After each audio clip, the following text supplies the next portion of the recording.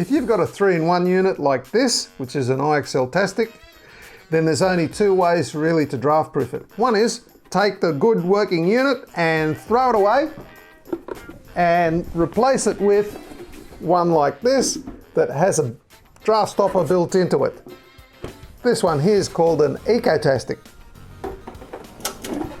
The other way to do it is to put a draft stopper on it. Now, putting a draft stopper on a 3-in-1 unit is a 3-step process. Firstly, you're going to need an adapter plate. And here it is here. You'll notice that it's got a recess around the middle, and that's to locate it on top of the 3-in-1 unit.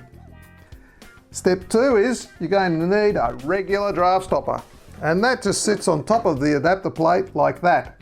I've only got half so you can see how it fits.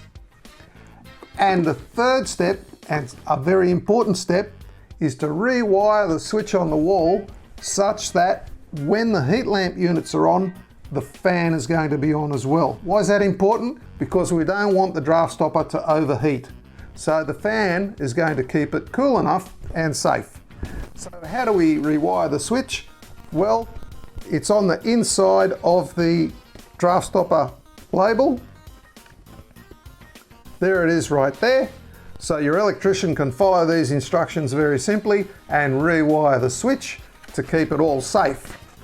It'll also be downloadable along with the adapter on the ecomasterstore.com.au.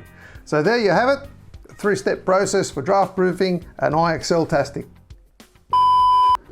Well, to draft proof, if you've got a perfectly good unit, get it, and replace it with